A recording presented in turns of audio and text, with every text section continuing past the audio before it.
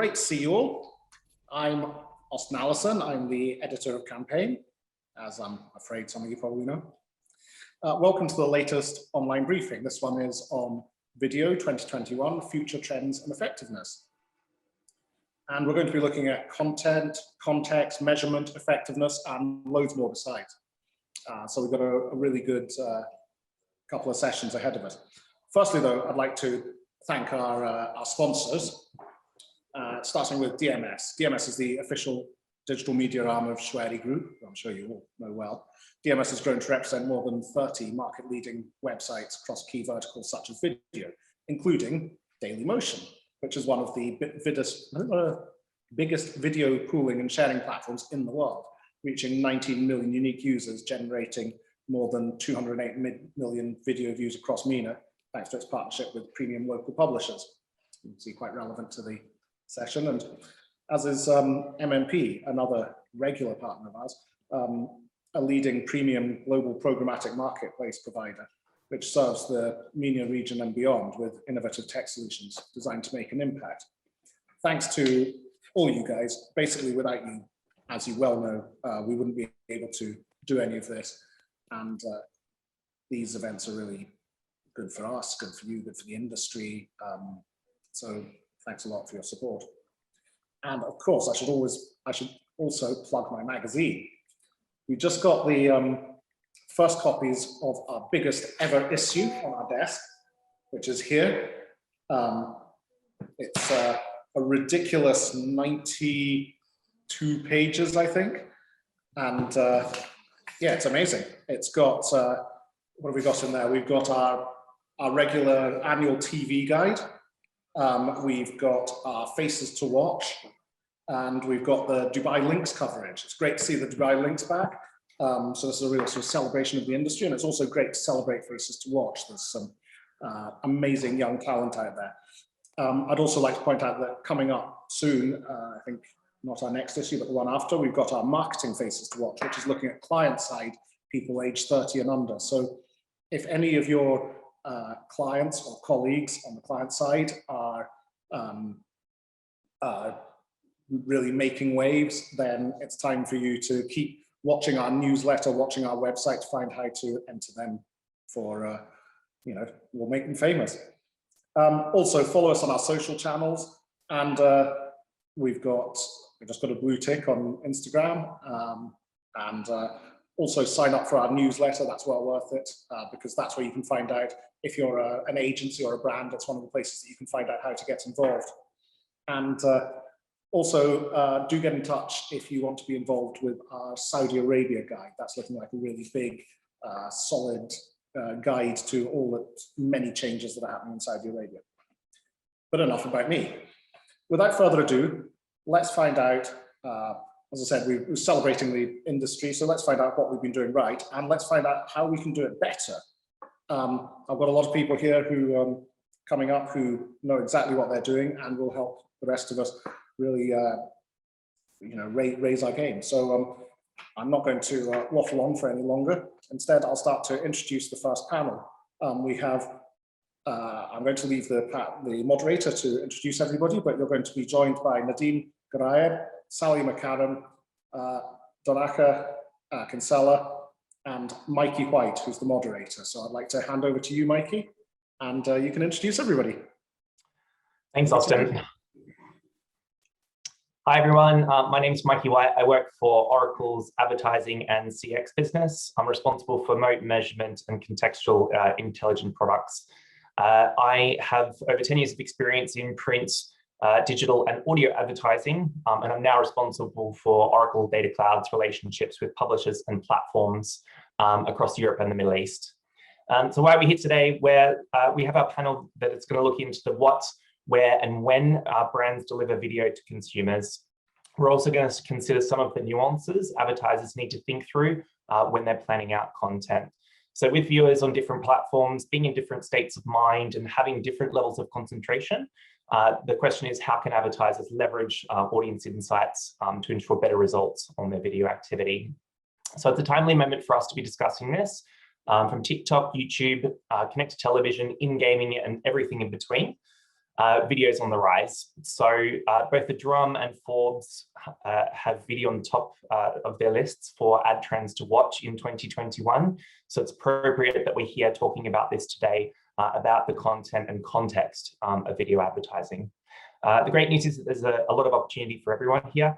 The question is how to harness the power of this medium with content that speaks to some of these specific audiences. So I'm joined today by 3 leaders in the Middle Eastern market, representing different players in the ecosystem. So I'm grateful for you all to be here today and excited to have this discussion that will span across the media landscape.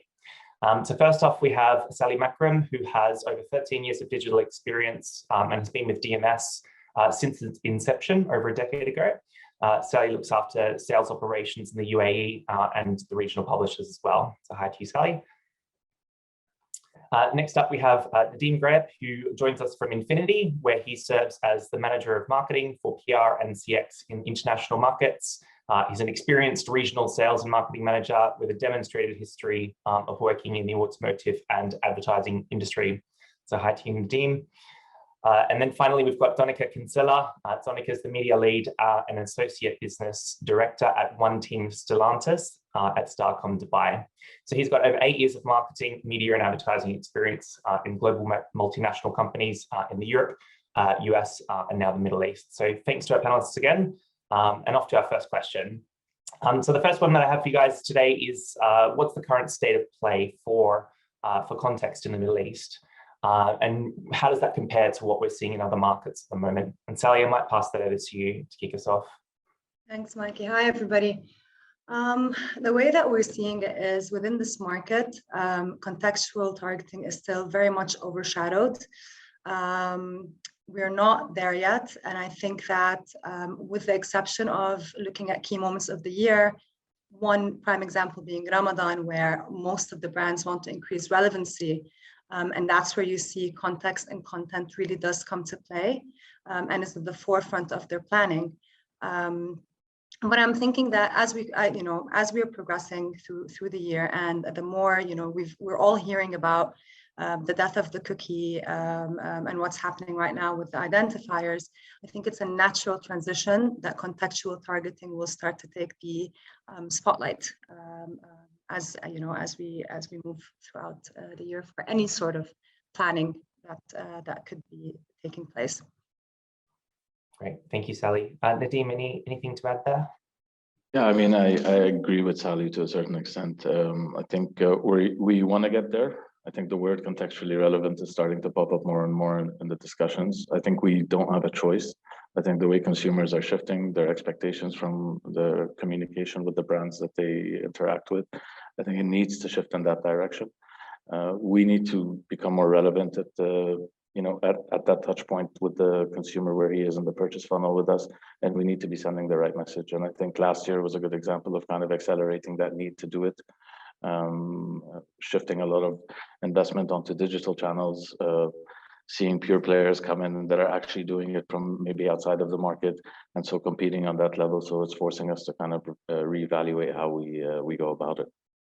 Yeah, so some of those new entrants really disrupting things. Yeah. And Donica, your observations obviously coming in from somewhere else as an expat. What are you kind of seeing in MENA? Yeah, I think one of the main things that I've seen in the Middle East versus probably other markets is that our content and how we play is generally very safe. So there's definitely an opportunity for advertisers and for brands in this region to probably play a little bit more on the edge. But I think alongside that thought is there needs to be education alongside how we advertise and still to be culturally relevant and not afraid to be edgier with what we're doing.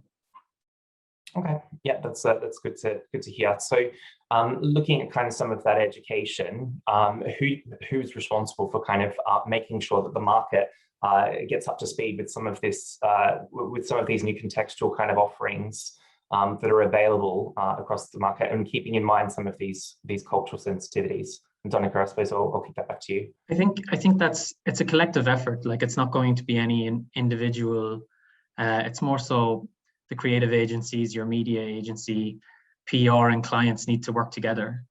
Like they need to work together to deliver smarter, edgier work, and it all originates in the strategy that you develop for the brand. So understanding the consumer and the human need, and then bringing that to whatever the brand values and the brand has to offer, and understanding the tension between, I guess, the brand and what they have to offer and what the human need is. But as well, like not always will, I guess, these opportunities come from strategic thinking. It might be presented to you in the market, for example, depending on the different nuances. Like, for example, on auto a couple of years ago, we had some law changes in Saudi which allowed women to drive, and this was an opportunity for marketers. I think it was at the back end of 2018 into 2019, for people to approach that culturally sensitive topic, but still to be quite relevant. Yeah, so really jumping onto that, and Nadeem, and you know, you've obviously got a strong auto background here. What were you know, what were some of the educational points that came about at that moment? I think when the announcement came out, I think the general consensus and what a lot of people thought was we were just going to see this massive spike in sales all of a sudden overnight in Saudi Arabia. But the reality of the matter was that, you know, if you were close to the market and you're listening to the market, you also knew that women have been, you know, a part of the kind of buying decision there, right? So I think, you know, to add on to kind of what Donncha was saying, I think, yeah, you took the word right out of my mouth, right? It's a collective effort. I think up until last year, you could get away with playing it safe, right? Being in the comfort zone, knowing that if I just did A, B, and C, I would deliver on the kind of the results I wanted to. I think 2020 kind of opened our eyes and realized we can't be so comfortable. And I think it's a marketing manager's job now to kind of push internally, this kind of shift in mindset, shift in how we look at things, and kind of the agencies and the different partners also to kind of support that drive for change, right? And at the heart of it all, the customer, right? They're not what you read on paper anymore. They're much more dynamic, much more connected. You know, they're much more aware, and they hold you to a higher regard when it comes to kind of the communication and how you speak to them now. So we kind of have to start looking at how we up our game from that point of view. Yeah, so collaboration standing out really strongly there. Sally, what's a publisher's role in all of this? I think that to what they were saying, when you bring up the word culture, publishers have a very important role to play over there. Simply, if you look at it, they really have their hand on the pulse, right, on what's happening within the region. Our editors, for example, come in day in and day out, and they write to influence decisions, to shape perceptions, and so forth. So from a publisher standpoint, if you can, with certain partnerships, you look at, okay, so what are my readers really interested in? What are they consuming, right? And this is something that they're not declaring. This is something that you're seeing. It's a sort of passive behavior, and that's something that's quite powerful because you really understand the intent, the interests, the affinities, and so forth. Going back to the female driving example, I remember that when that was taking place, we actually launched a research across our publishers in Saudi Arabia to really understand what her journey is going to look like and what's going to affect her decisions. So to Nadeem's point, she's actually been choosing the car for her family, for her family car. So that's not something new to her. But she had a lot of other concerns that needed to be addressed, right? So there was the fear of getting behind the wheel. There was the cultural, cultural aspect that she was worried about. There's a lot of things, and what publishers can come in and do is they can give these cues back, whether to the client or to the media agency, so that when we do create all together collectively, it's actually in a way that actually addresses the cultural part of the plan, of the communication plan. So that fear kind of really standing out there as a bit of a driver, really, or a bit of apprehension about how they play into this new area. So, like, I guess that's content consumption, and that starts to play into context a little bit, which has always been king. How do brands kind of need to adapt things like creative outside of traditionally, supplying a display banner or a TV spot out to kind of all of their digital partners? Donica, I think you probably have some good insight for us there. Yeah, so I think the short answer is customized creative. Like, even at the point where we used to have a TV spot and then you would convert that TV to run on cinema, as basic as that, I've seen that not even work very well. So for digital, to try and convert a TV spot to then just run it on your digital platforms, it honestly just doesn't work. For digital video, you need to create for where the content is going to be consumed. And most often now, that content is being consumed on mobile. So yeah, you really need to adapt to fit the channel that you're going to be driving that content on. The days of converting like a typical 16:9 video from a TVC to run as pre-roll on YouTube, those days are not gone, but they've changed a lot. Content consumption has gone through the roof across multiple different channels and platforms, and with it, it's given us the opportunity to advertise in so many different formats on so many different channels. So we've had to diversify how we advertise and how we communicate, and custom building creative to fit the different channels that are available to us. Yeah, nice. And you're in a bit of a unique situation there where your team kind of is bringing in a lot of those different aspects, right? So you've got like a little pod that can kind of activate a lot of these things at Starcom. Yeah, for sure. We're lucky because we work as a power of one model where we have media, creative, digital, and CRM all sitting together. But like, the most important thing when you look at context and content being king is, obviously we're talking about being in the right place at the right time, and that's your targeting, which ties into that. But on digital, I thought that video, I thought Heineken did a really nice job last week, maybe the week even prior, with their "Don't Drink and Start a League" campaign. I'm not sure if everyone is aware of the ads they ran. For anyone who doesn't know what I'm talking about, there was a proposal for a new football league in Europe, which pretty much was a PR disaster. It fell flat on its face. And Heineken are a sponsor of the European Champions League. So they poked fun at this new proposed European Football League in a super agile, really nice way. Don't drink and start a league drink and start a league obviously is a play on the fact that they don't drink and drive, is usually a message coming from an alcohol brand like that. But yeah, I thought that was a really nice play in terms of content and customized creative with the finger on the pulse of what's going on in their category. Yeah, absolutely. I think it's a really a timely example. Obviously, huge news over here in the UK. Just seeing that kind of spill out over the last couple of weeks, and seeing some brands kind of capitalize on that there. Nadeem, Sally, anything else to kind of add in around context there?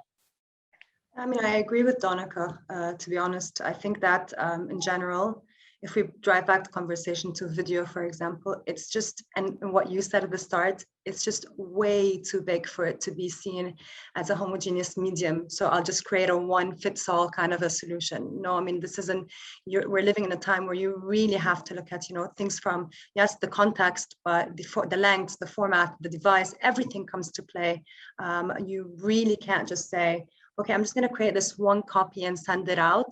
Our consumers and our audiences are, way smarter. They know what they like, what they don't like, and you really have to ensure that relevancy, bringing it back to a context where that can actually come in and help. So it's all kind of tied in together, I would say. Yeah. And how? Yeah, sorry, Nadeem. Yes. Yeah, I mean, look, it kind of also makes our jobs a little bit harder now, right? Because What we're doing is we're looking at where the consumer is spending his time, what's making him tick, what's the message that he wants to receive at that certain moment in time. Then we, when we're briefing our agencies, you have to take that big idea and then drill it down into the channel thinking, and then come out with how does it live on those different channels, right? So it's a bit more work, but I think consumers expect that from brands today, right? They're spoiled for choice in nearly every vertical and in every industry and who they can choose from, and they are conscious of who's making that extra step and that extra effort to kind of connect with them. And I think that's the key word, right? This is why we need to kind of create those individual messaging, because customers want to connect with brands. They want to connect with that message of that brand. It's no longer just like, I'm here, hey, look, come by. It's got to be a deeper connection. And I think that's where, we have to look at how we're much more contextually relevant and how we deliver kind of the messages that we want to them. Yeah, and that's probably applicable right across the ecosystem, right? Not just through digital. Yeah. Great. And so, with that in mind, you've got this really fragmented landscape and all of these platforms, starting to come in, different mindsets. How do kind of brands and agencies, plug that back into the overall strategy? Like even social now is such an umbrella term, and you've got these big platforms that continue to shift and change. Donneke, kind of like, how do agencies manage this landscape now? We definitely have a different mindset, and you have to approach different platforms in different ways. Like it's even dangerous, like you mentioned social platforms. We have so many different social platforms right now that need a different channel strategy from one to the next, like TikTok, Snap, Twitter, Instagram. There are 4 very different platforms with, even though they have somewhat similar ad units, like for example, 3 of them might have a vertical video story, but how you would communicate to users on TikTok versus how you might want to communicate to a user on Instagram might be very different. And that's back to what Nadeem mentioned. You need to have at the point of briefing to your agency group an understanding that there's going to be a different channel strategy. So when you come up with a creative concept, that creative concept might be able to live in multiple different ways on multiple different channels. And that would lead to like all of the different video platforms. It's not just social. There's obviously the big players in the market, like your regular programmatic video, your YouTubes of this world with different second lengths, different objectives. And based on the objective, you're going to customize the creative based on what kind of action you're hoping for the user to take. Yeah, and are you seeing that kind of happening now? Is that changed kind of in the last 12 months? Is it getting better? Is it staying the same? Are you hoping for this to be a moment for things to shift? I honestly think it depends. I think people in the industry want it to change and don't want to run the same ad unit on 6 different platforms, or the TVC that they got from Global on YouTube and then running it on DMS and on every other platform. However, it depends on the client, it depends on the situation, it depends on the timelines, how much time you have to think, to strategically plan and build the different formats that you need. So yeah, have I seen improvements? Yes, I've seen improvements over the last number of years on certain clients, but then have I seen regression? Yes, depending on the case and depending on the campaign and timelines. And so we just all as an industry need to get better and at our forward thinking planning and understanding that different channels are there right now, and especially on video, that we want to try and plan so when we shoot that we can shoot in multiple different ways for the different channels that we want to run our media on. Yeah, that makes sense. I mean, Sally, publishers are often on the receiving end of creatives. There's sometimes limited input that publisher partners can have there. What are your kind of views around kind of the strategy? What are you seeing? Or what would you like to see change for not just DMS, but just the landscape in general? Yeah, I mean, I think it goes back to what Donneke was saying, is that you really need to build her platform, right? So that's something that's super key. Okay, so let's consider a video platform, for example. If you take any VOD platform, you know that your audiences are there on a mission to consume video, right? And that's what they're there for, right? So they understand I'm coming in, I'm going to spend a certain amount of time. And this is where you have the opportunity to have, for example, a longer creative, something with a little bit more of a storytelling to it. And now let's consider if we're considering video on social as well, where I'm there because I'm there to pass time. Obviously, your longer creative length will not work over there. They want something quick, and hence why your 5-second attention or 3-second attention, because honestly, they're not there for anything. They're not there for you know, for you to spend 30 seconds with them. So I think that if you're actually building for your platform and you do have your different creative sizes, it just tells your story as a brand better, right? So you going back to connecting with your audiences better. And why not do that, right? So why not spend more time with your audiences when you can on the likes of the VOD platforms? Even if you're doing whether in read or whatever, okay, shorten the creative a little bit. I mean, it all comes in, into, you know, to gel together as part of your video strategy as an advertiser. And it, you know, and that's the way that I see it. We do fall into the I only have X amount of seconds available for you, or if it's too little, if it's too much. But I think that that's something that, you know, naturally will start to change. I would say. Yeah, and you're right. You're sometimes constrained by the slots that you're serving into in television environments, and obviously that's an arena where you've got kind of like someone's attention for a full 15 to 30 seconds kind of thing. So how do you kind of like see that in comparison to something like a social platform where you've got content that runs for kind of 5 to 7 seconds? What's the value in some of those shorter bits of content?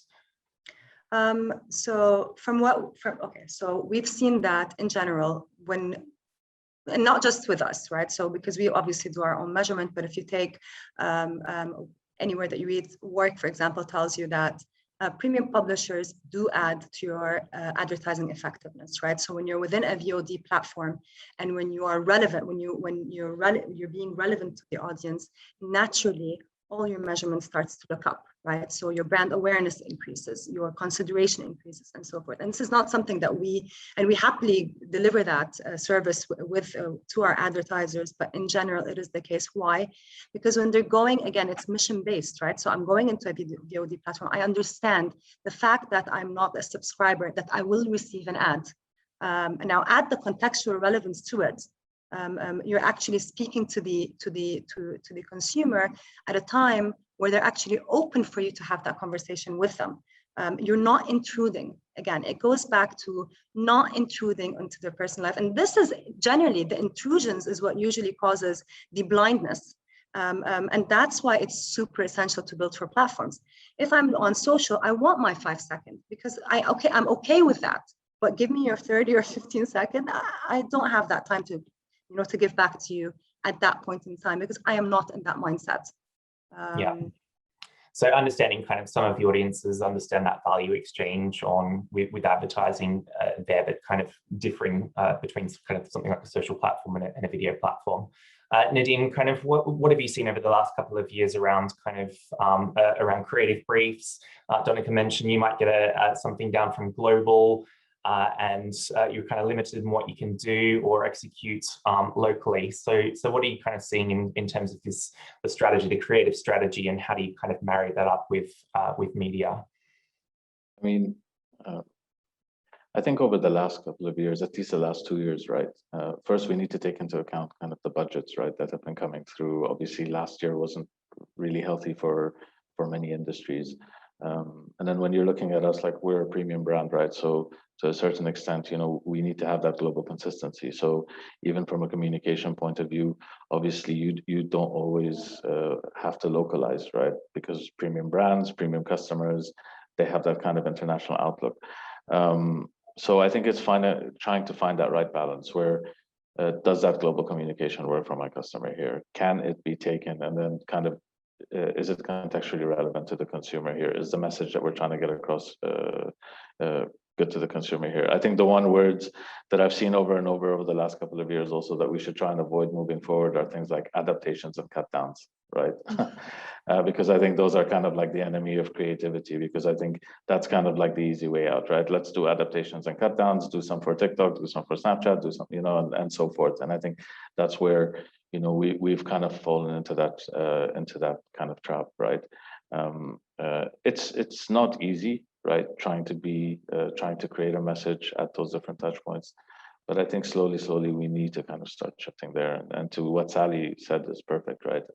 You don't want to disrupt the consumer's journey. And we're seeing that. Like, I watch a lot of video on demand, and I think I turned on, you know, a free to air channel like a couple of weeks ago, and you know, it took about 10 minutes for me to switch it off, because like you're just not used to anymore the interruptions, right? When you're watching TV, you're just not used to it anymore. You want to get the content that you want when you want.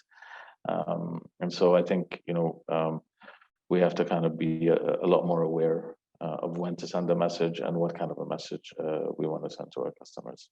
Yeah, I want to bring you back to that point around it not being very easy to kind of do some of these creative services. How can agencies, publishers, platforms, how can they help brands out to make that a bit easier to kind of to adapt to their own platforms or their own offerings?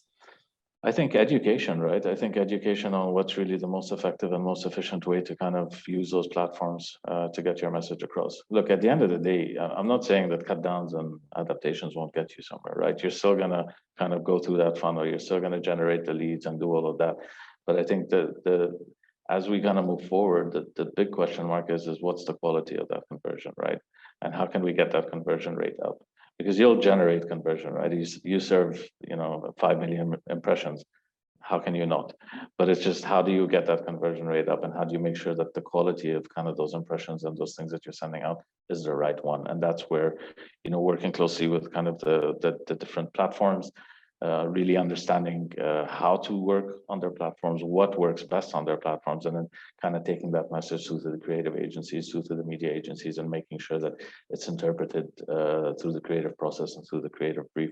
I think, you know, we've been saying this for years, though, right? Like for many years, we've been saying we all need to get into a room together and work closer and closer. But I think now more than ever, like you know, it's not something you can just say. I think this is something that you're seeing come into practice much more often. Because it's a need, right? I think to Nadim's point, like, I remember years ago, video in general, you would plan TV and you would plan video as incremental reach to TV. Like, that's no longer the case. And an important thing, and I'm sure in the next webinar, you'll probably discuss measurement.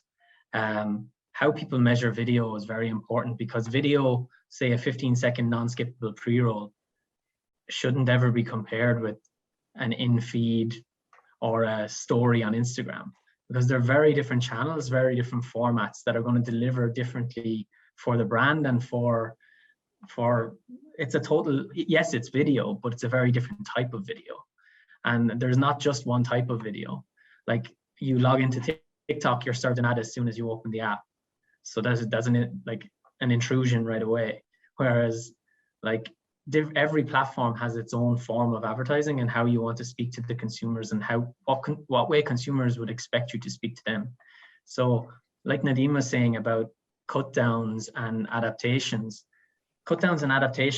are fine if it works for you or works for the channels that you want to run on. But don't like decide, okay, I'll do a cut down because I want to be on TikTok just for the sake of being on TikTok. Like, you need to think strategically about why you're going to go on that platform and how you're going to speak to your users on that platform.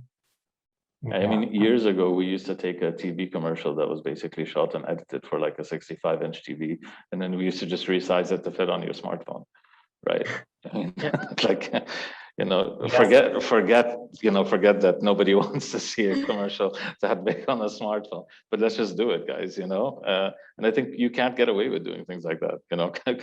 Consumers People are still doing it now, taking 16:9 videos, editing it to be vertical video and running it. You just are losing 60% of what was going on in that TV. Who needs to know what's happening on the sides? Just focus on the middle. Exactly. So I want to kind of touch on incremental reach there, because, you know, we saw that kind of, you know, way back in yesteryear with print to digital. We're seeing that with video to streaming platforms. I just want to kind of touch base on audio very quickly, because I know DMS kind of look after Angami in the region. Is content like this radio to digital? Is that that same sort of shift that's happening there as well, around that incremental mindset? Yeah, I mean, I think that audio. Okay, so I think audio is, if we look at all the signs globally, it is definitely one of the fastest as well, along with video, growing formats, and that's because generally the consumption of audio apps has increased significantly, and I think that and you can tell anyway with their growth, right? So within the growth of this region, how those apps are growing, who their audiences are. Take for example your Gen Z.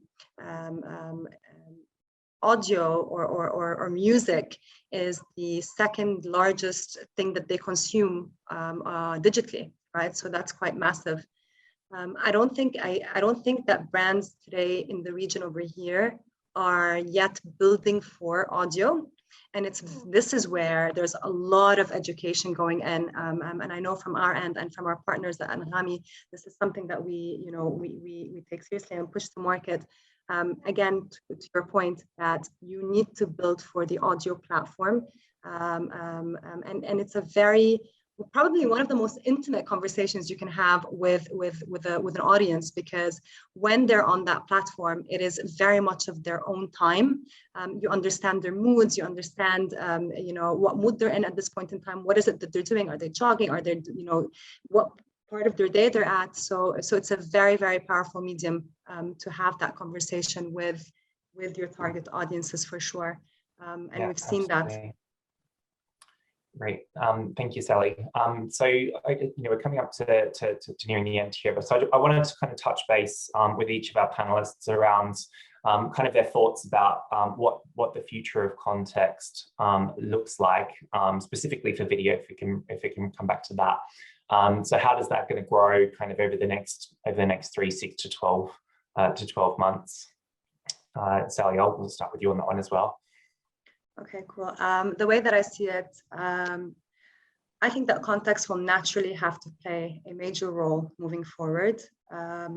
We see that in general, relevancy has proven time and time again to deliver on all and tick all the right boxes when it comes to any kind of performance across any part of the funnel, if you want to look at for advertisers. So I think it's becoming more and more key, and it's going to have to happen specifically with what's happening in the market today, right? So be it video or outside of video. Yeah, absolutely. Donika? The future hold like in the short term, one of the biggest changes I think I've seen in the video landscape, or from a client perspective, is the acceptance of gaming. I don't foresee any major innovation in video, but this gaming area is something that I find like very interesting. I would say only 12, 18 months ago, BC, before COVID, I remember speaking to people about mobile gaming and running video on mobile gaming, testing it on a media plan, and there wasn't as much of an acceptance of mobile gaming. It was, the mindset was more around, oh, this is something that kids are doing, adults don't mobile game. Whereas now in kind of the post-COVID world, I think that marketers kind of now are starting to understand that everyone is gaming, whether it's mobile gaming or on console. And incentivized gaming is something that we can definitely do on video, like give someone a free life and then they watch your full 30-second TVC.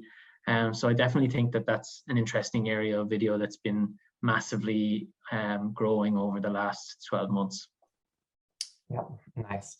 And so, talking about video and kind of anything around kind of YouTube or Netflix and those kinds of environments, anything specific to kind of to some of those streaming platforms?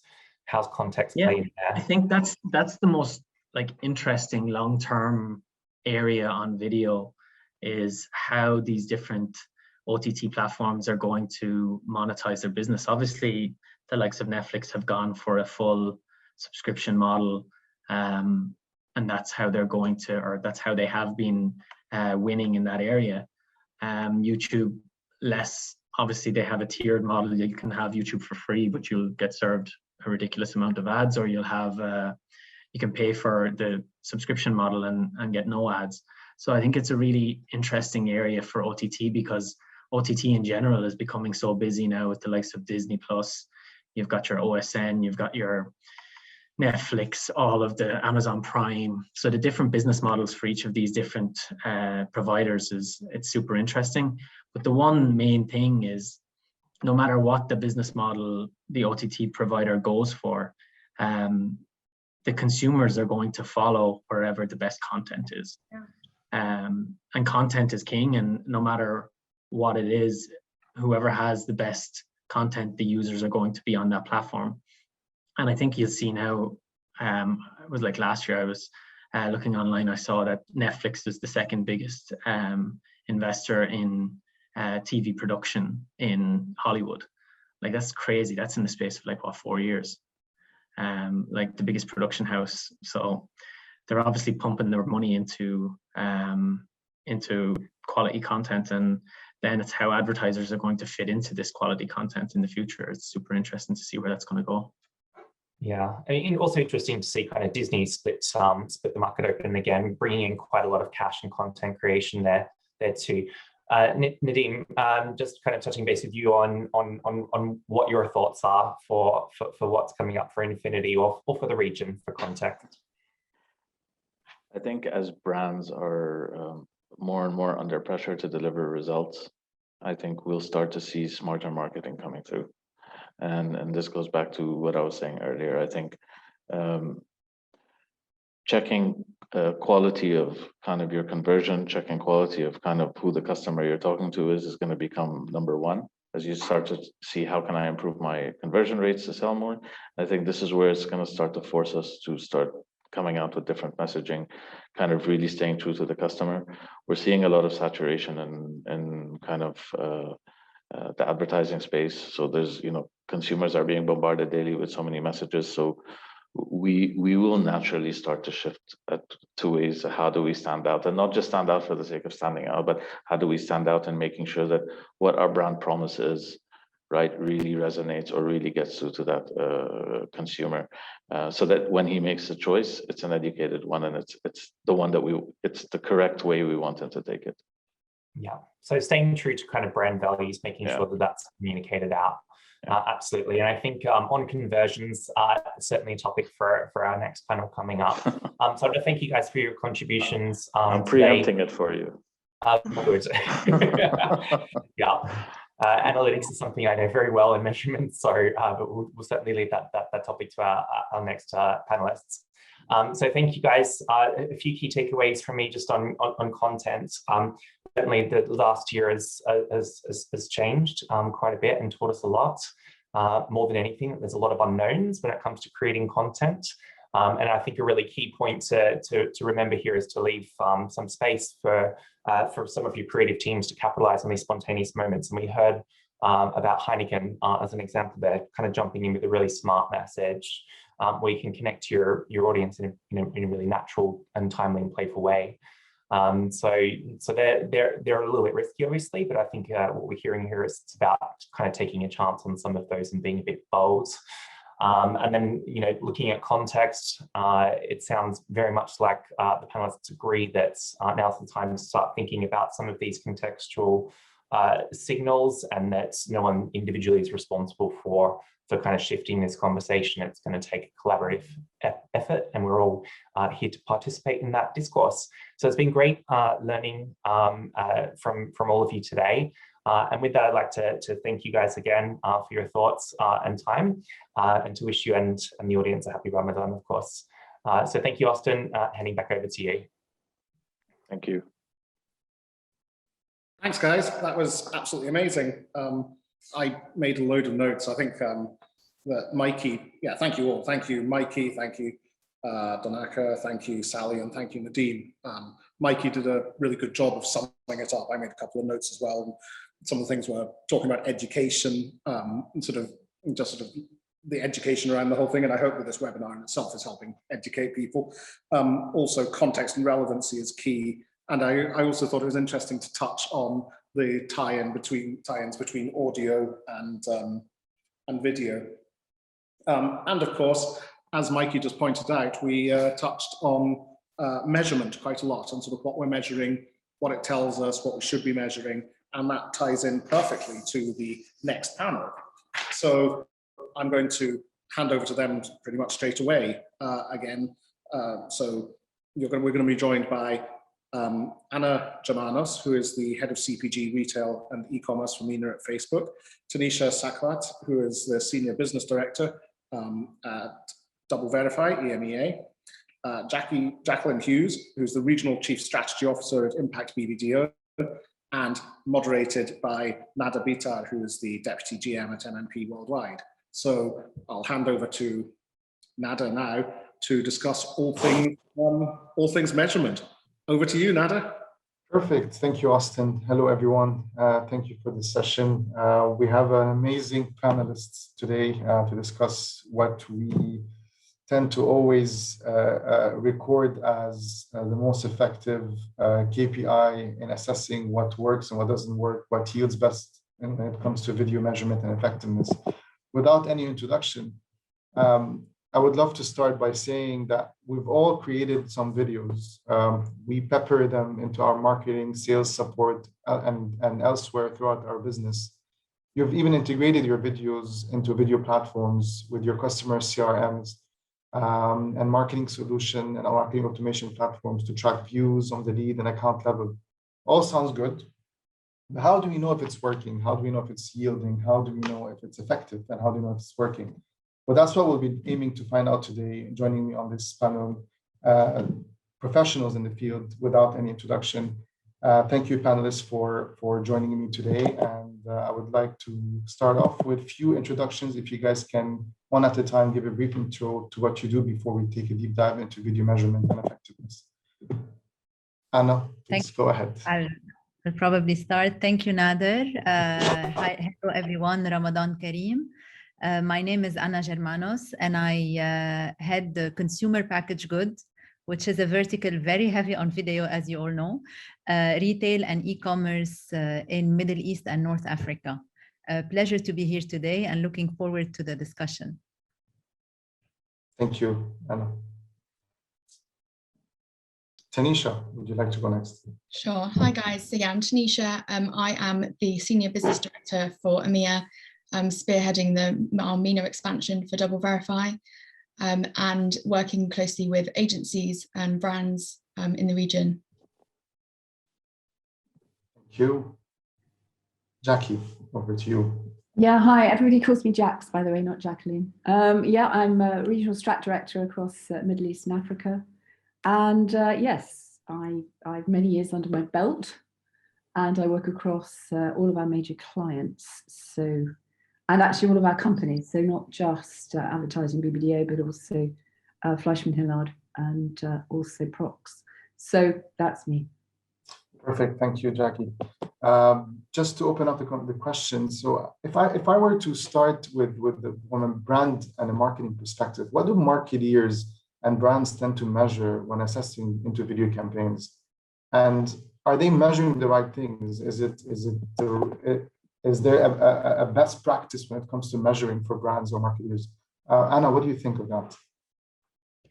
So yeah, I mean, today when it comes to measuring the effectiveness of a video campaign, there are many, I would say, key performance indicator or KPIs that marketeers and brands look at. If we think of the traditional funnel, if you go back to the basics, the typical question that one should ask when activating a video campaign is, did I reach the right people and the right number and the right type of people? How did I impact the funnel metrics? And a third layer would be, how did I cause the consumer to take an action? So did I intervene and did any action? So if we think of the three layers, And the KPIs, the first set would be a media set of KPIs. So these would be the typical reach, frequency, views, viewability, completion rate, watch time from a distribution perspective, but also on the creative sides. Today, there are KPIs that can measure the engagement and that you can measure on digital, which is around audience retention. You can check second by second, how is the audience behaving along your video. Once you've covered this, the second set of KPI is the brand KPIs. So, and here we talk about incrementality. Did our video achieve a certain incrementality and or any lift along the funnel, whether on upper funnel, so ad recall, awareness, the typical KPIs, whether on favorability in the mid funnel, or whether on purchase intent in the lower funnel. And this can be measured in the online world as well as the offline, because there are also brand health trackers today that companies rely on to measure the incrementality when it comes to brand lifts. And third, and what is most important, if we are able to measure, is the impact on the business and on hard metrics such as sales. So today, in some verticals where the data sits with the advertisers, specifically when it comes to retail and e-commerce, we're able to measure this because the data sits with them. In other verticals, for example, consumer packaged good, where a lot of the sales happens with third-party players, we have tools such as econometric modeling, MMMs, that typically measure the effectiveness of certain campaigns and of your media in general on the business outcomes. So these, I would think, are really the three sets of KPIs that have to be looked at comprehensively to measure the effectiveness of video today. Perfect, and that's definitely, we're going to dwell into effectiveness from a measurement standpoint. So Anna, what you were saying is mainly these are the three KPIs that brands look at when assessing a campaign or video campaign being effective or not. Is it from a social comment, or is it more on a standard, market standard opinion? I would say it's more on a market standards. So it's not only applicable to social, it's applicable to online video in general, as well as to offline video, because we're talking about traditional metrics along the funnel, and it's applicable across the board. Perfect. Thank you so much, Anna. And I want to move directly into the effectiveness or measurement. I think there's an argument for measurement versus effectiveness too. I mean, I'm sure we all agree, especially when you consider that not everything that can be measured is effective, and not everything that is effective can be measured. How do we get around that? Is it up to the individual, up to the industry, up to the brand to set their own benchmarks? Tanisha, would you, from a DoubleVerify perspective or from a measurement perspective, would you comment on that, please? Yeah, sure. So as Anna was saying, I think effectiveness really depends on the brand's KPIs. So from a verification perspective, for example, if their key metric, which we see a lot of marketers have as a key metric, which is viewability, because the brand believes that if an ad is viewed or fully viewed, then the lower the funnel they'll go. But with DV, what we believe is that you need to think about that in a more broad sense. So for example, say a video ad is showing at 100% viewability. Great, the brand think that's really good. But what if that 100% is being served to a bot, or in an unsuitable, non-brand safe environment, or say it's a local UAE client and it's being served out of geo in London, for example. So it's all very well being like, yes, this is my key KPI, it's viewability and it's 100% viewable, but it means nothing if it's not being seen by the right audience.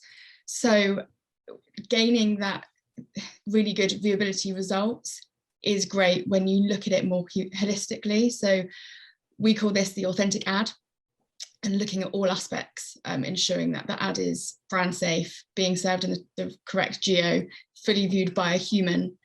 And then in terms of effectiveness, we can provide like further insights into that ad creative. So there's been instances whereby brands will do like a competitor message in the first 10 seconds, say it's a 20-second ad. First 10 seconds, all about the competitor.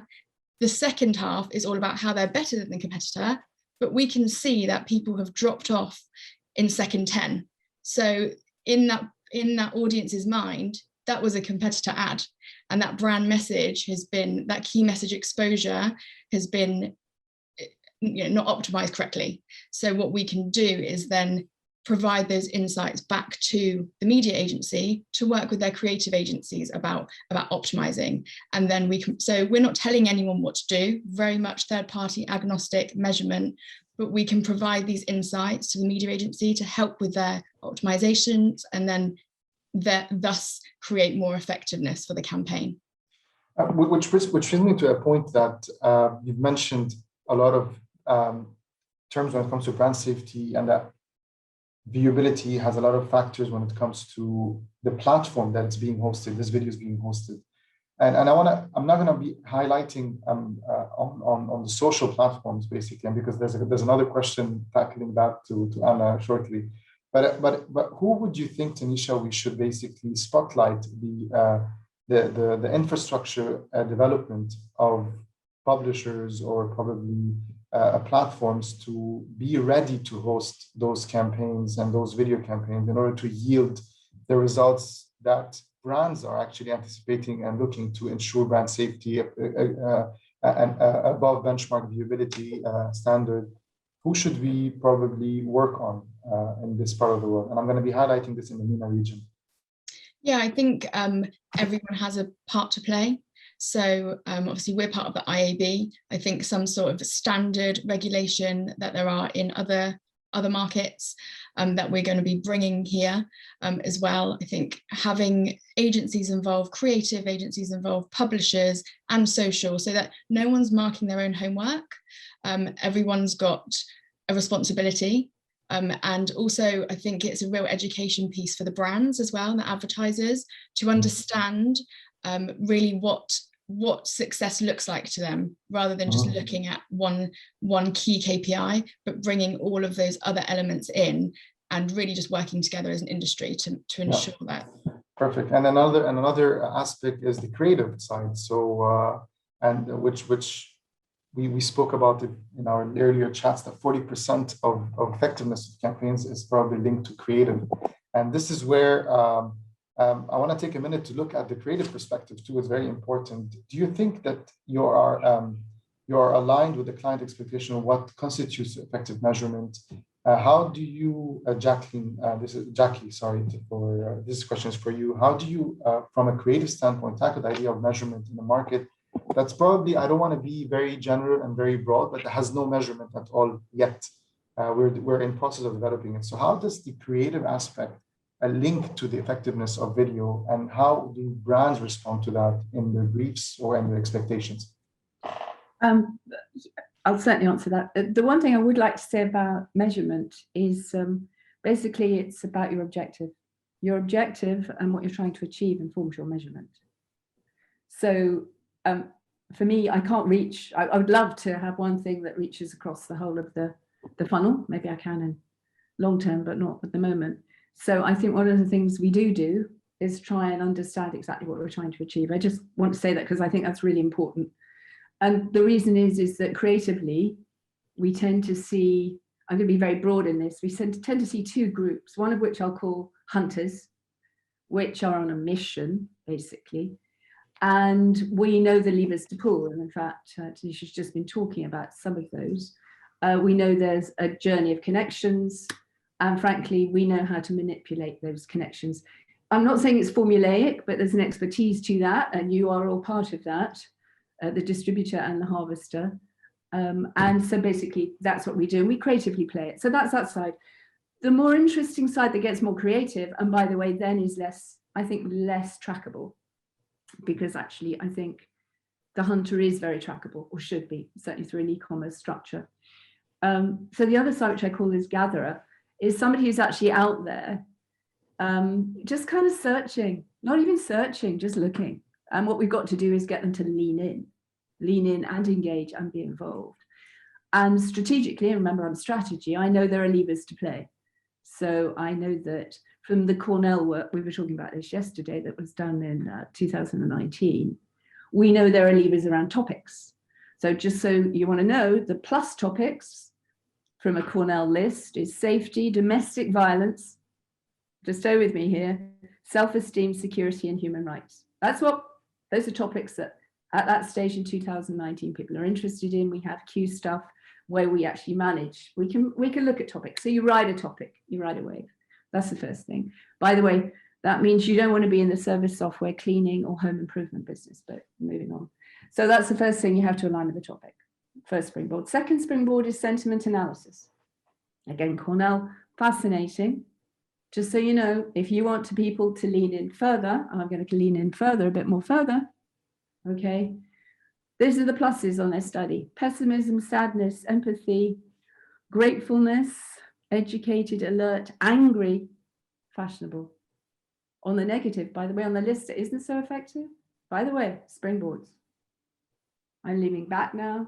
That's amazed, happy, inspired, youthful, active. Ooh.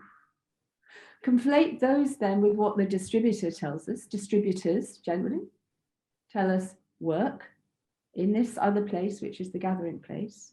And, you know, I took a list of stuff that was kind of working, or I was told was working. Let me just find it.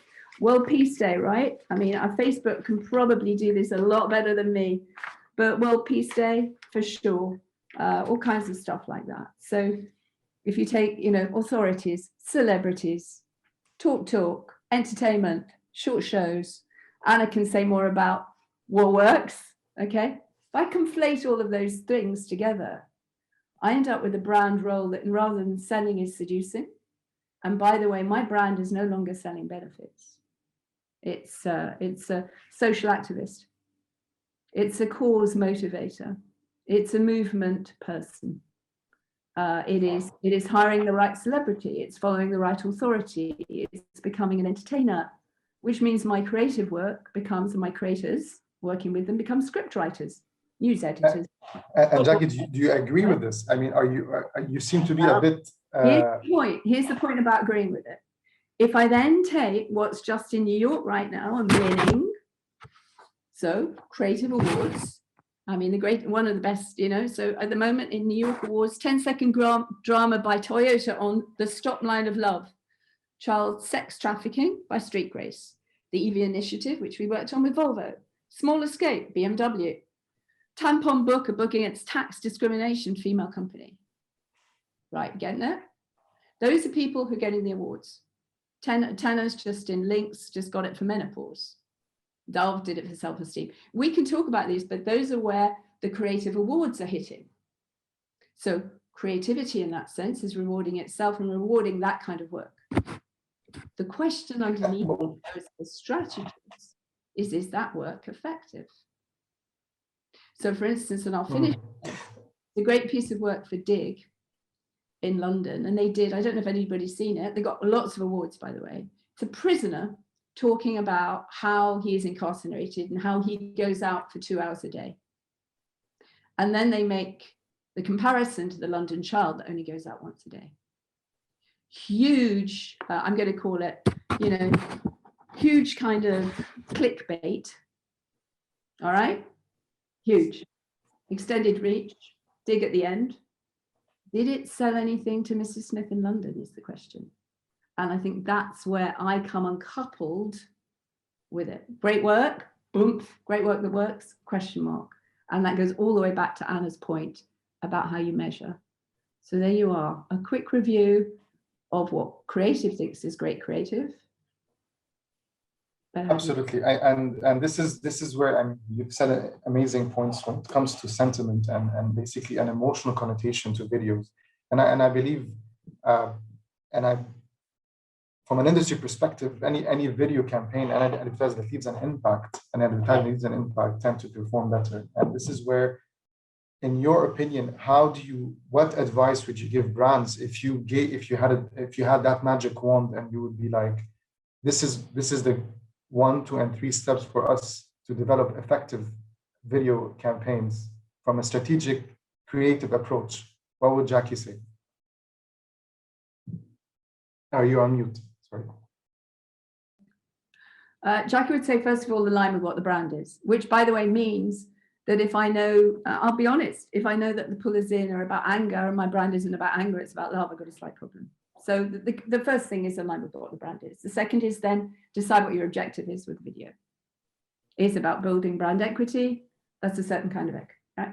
If it is that equity, what do you want to do? Is it CSR? You want to have some kind of, you want to add that element. So that's the second piece of objective. The third then is, you're right, you have to learn from what works.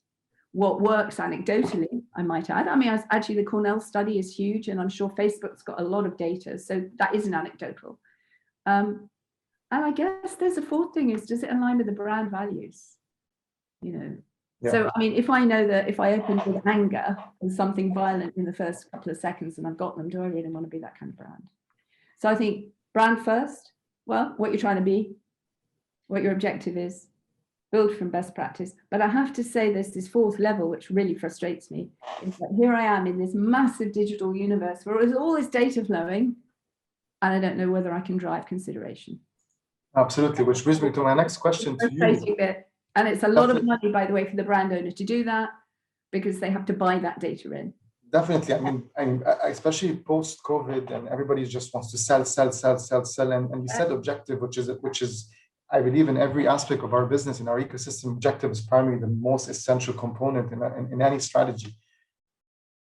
But today, with all the brands that they want to create value for every dollar spent in every transaction, and so the brief that you get from a creative standpoint, if the objective is sales, wouldn't you have a complexity of an industry just wanting to sell? If you have a tourism client, an automotive client, a retail client, etc., etc. Right. So what are you going to do? You've moved back to the hunter. All right. Remember, I'm separating these two things. Yeah. You're moving me back to a hunter. My hunter's on a mission and I want to go on holiday. I have a journey structure, bang. And that's much more measurable, or should be. The issue is when you move over to the gatherer, and that's at that point, you know, and I'll be honest, I mean, we work with Unilever and a lot of people.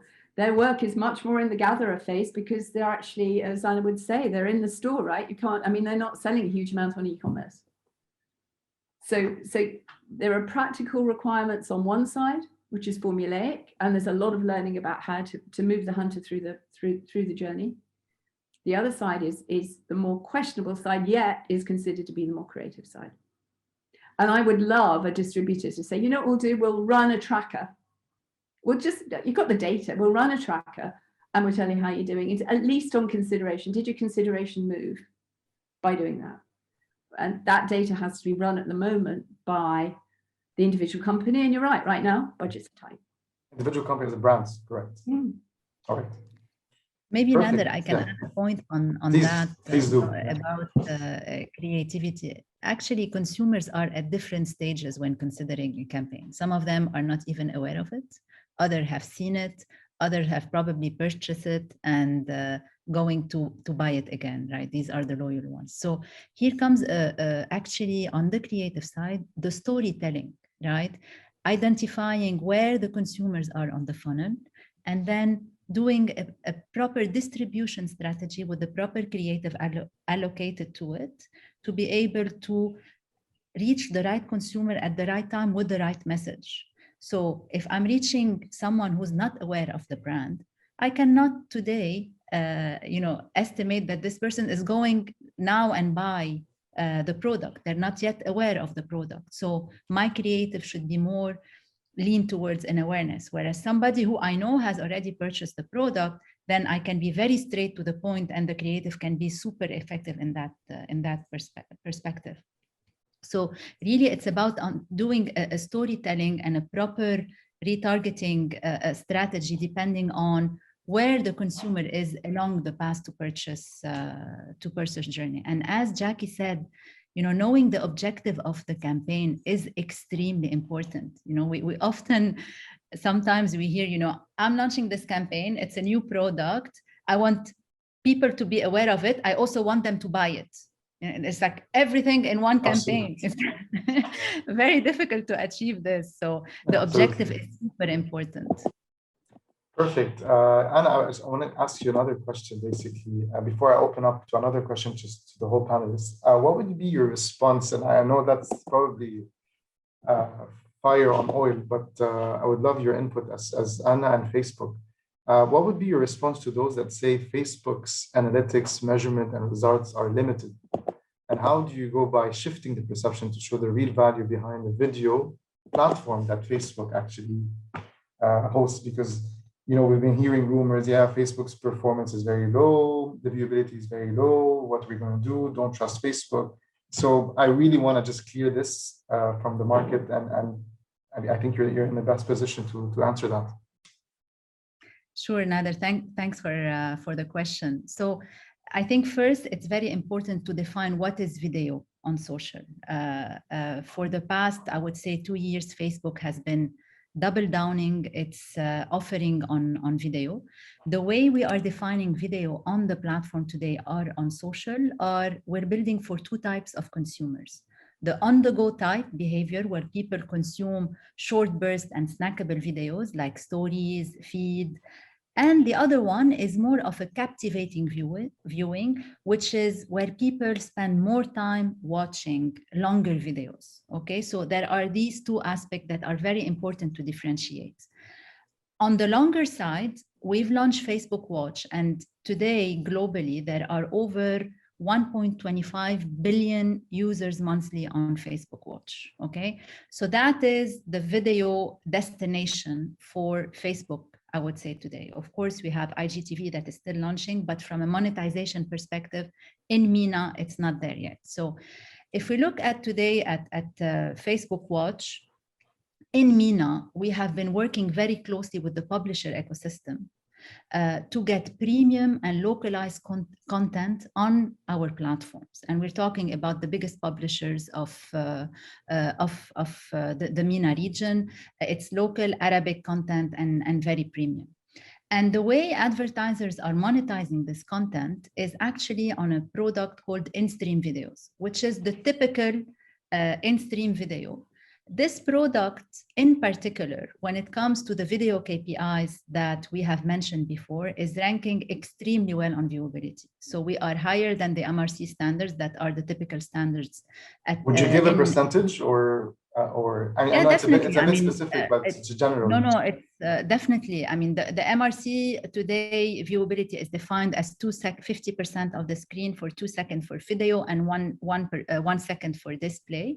With that in mind, in-stream in MENA is achieving 80 to 90% viewability rates. So this is definitely above the industry benchmark of 70%. And not only this, we are seeing super efficient cost per view, so cost per completed views across the MENA region.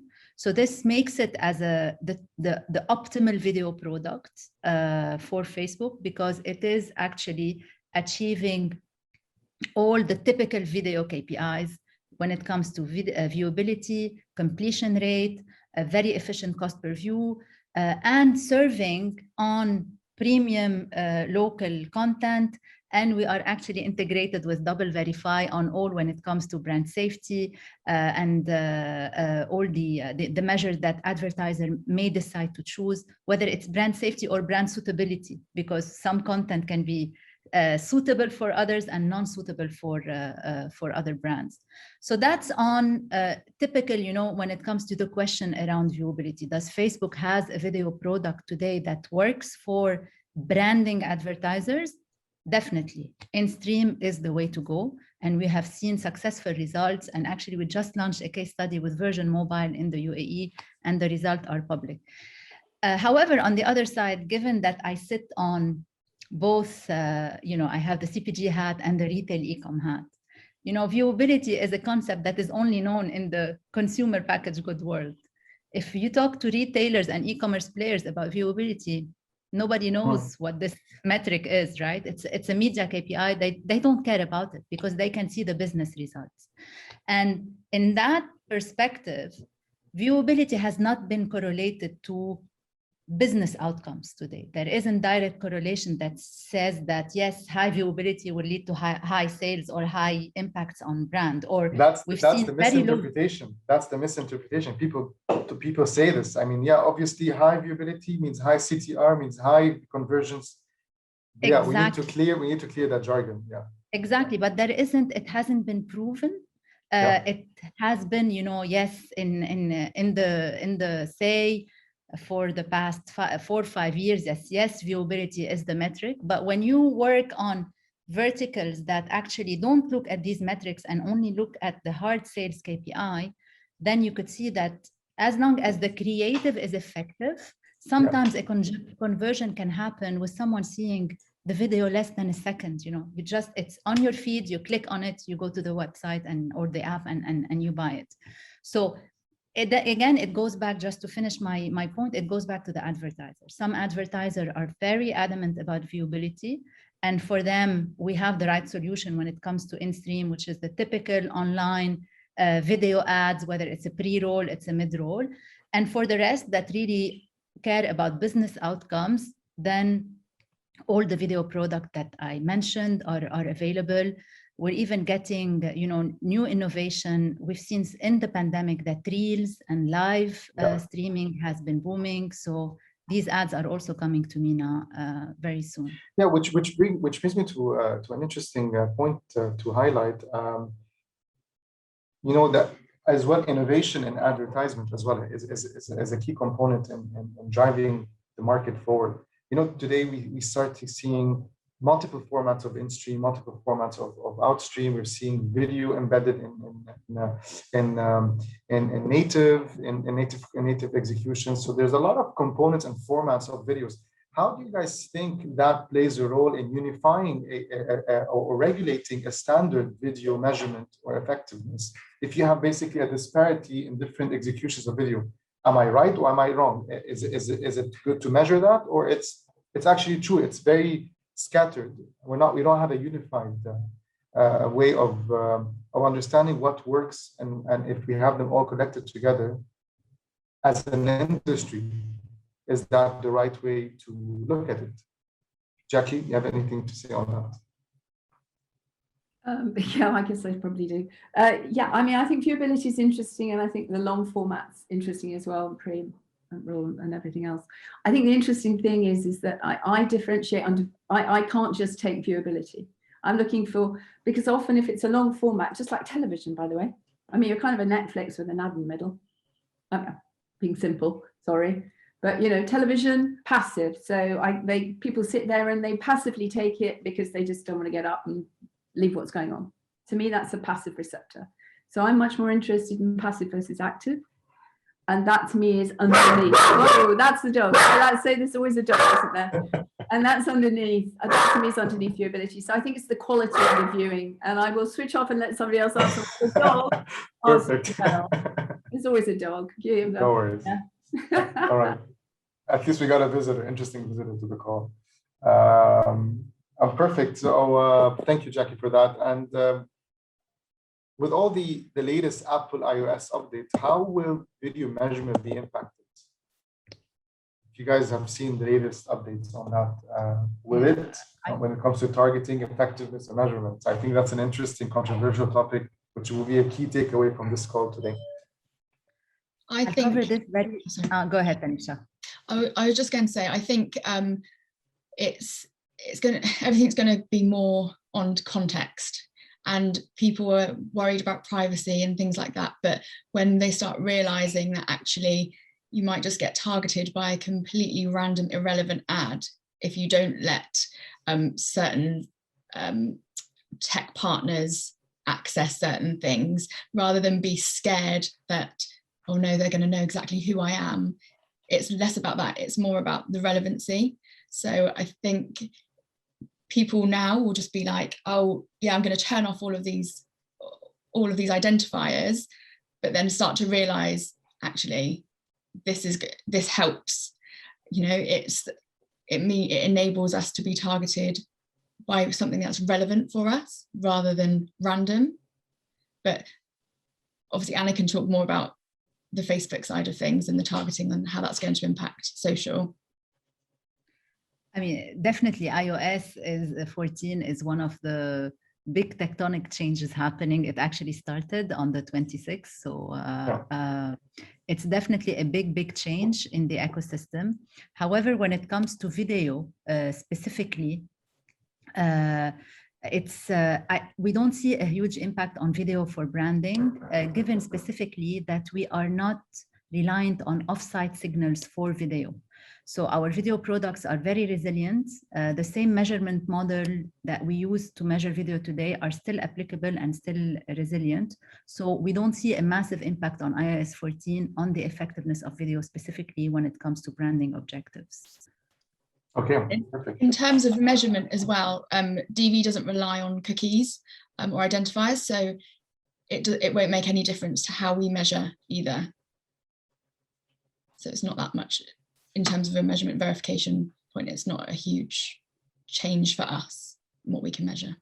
Perfect. And I think in the next couple of weeks or few weeks, we'll be able to understand the impact of that change in the ecosystem.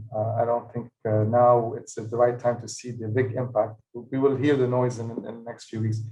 I think we're almost done. As a final takeaway, I would love each one of you just to give probably a one statement as a takeaway and when it comes to video effectiveness and measurement based on your experience and your businesses. Just a short sentence, and then we can wrap up and hand over to Austin.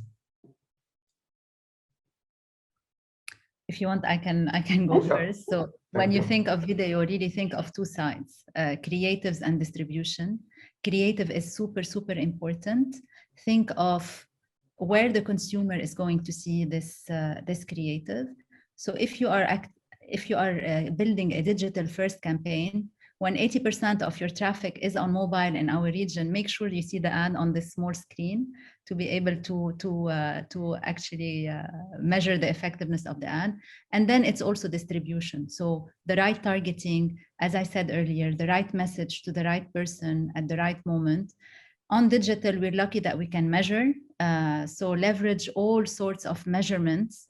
And as aligning with echoing Jackie, defining the objective and aligning a measurement plan that feeds into the objective is super important. Perfect. That was more than a one-liner. Yeah, it's okay, but it's fine. Thank you so much, Anna. Tanisha. For me, I think look at your KPIs holistically and not just look at one single metric, which obviously for video would be viewability. Look at the bigger picture. Perfect. Over to Jackie. Mine would be drive active engagement. Okay, Perfect. to drive results. It's creative is a very stretchy word.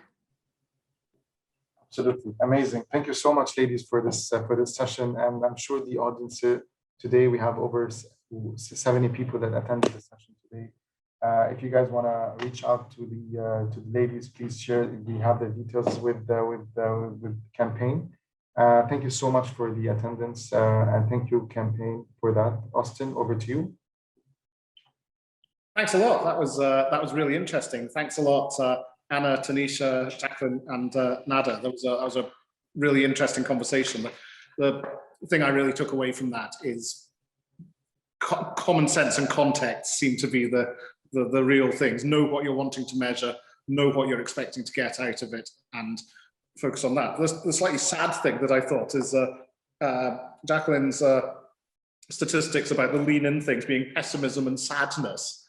There's some real negative things there. Although I would be interested to see how that survey would look now, having because I think you said that cleaning and home improvement were definitely not lean in things, and I bet that COVID has changed that a lot. So there was some really interesting stuff there. So thank you so much for that, and thank you to all the speakers from this panel and the panel before. This was our video 2021 Future Trends and Effectiveness talk. It was great content, great speakers, a really good viewpoint, different angles of expertise, different viewpoints. I thought that we really sort of looked at video from a load of very, very interesting and not always examined angles. And, although we were missing out an advertiser, we talked about it in our briefing session, but it was a really good. The poor guy wouldn't have stood a chance if you'd got one in. You would have torn him apart. But my fault. Okay, no worries. Well, and as Nada said, as you said, Nada, we didn't have time for questions, sadly, but everybody's fairly sort of out there, available on social media. I'll be leaning on all of you to write more in campaign. There's a few familiar. We've seen you in my pages before, and we'll see you again. yeah, I really hope that you can sort of carry on the conversation amongst yourselves as well, offline. That's what this whole thing is about. It's really about sort of starting conversations, carrying them on, and sort of taking this on and discussing who you agreed with, who you disagreed with, what were good points, and sort of just building on that. So thanks again to our sponsors, who are DMS and Dailymotion. DMS is the Digital Al-Mashwari Group, represents the 30 market leading websites, and Dailymotion is biggest video pooling, one of the biggest video pooling and sharing platforms in the world. And thank you to MMP, thank you Nada, who is the leading premium global programmatic marketplace provider serving MENA and the region. Thank you to the rest of the speakers. This has been a really, really interesting thing. And yeah, as I say, keep reading the magazine, keep following us, pick up your coffee, available in all good bookshops. Actually not now, probably tomorrow. And yeah, nothing like further to do. Just thank you very much, everybody. I'm looking forward to seeing everybody online, on our website, at the next event. Hopefully even, you know, say it with hushed breath, hopefully even maybe physically at some point in the near future. And yeah, so just thank you very much, everybody. Thank you so much, Austin. Thank you, ladies. I'll see you at the next Thank you. one. Excellent. Thanks, Bye-bye. guys. Take care.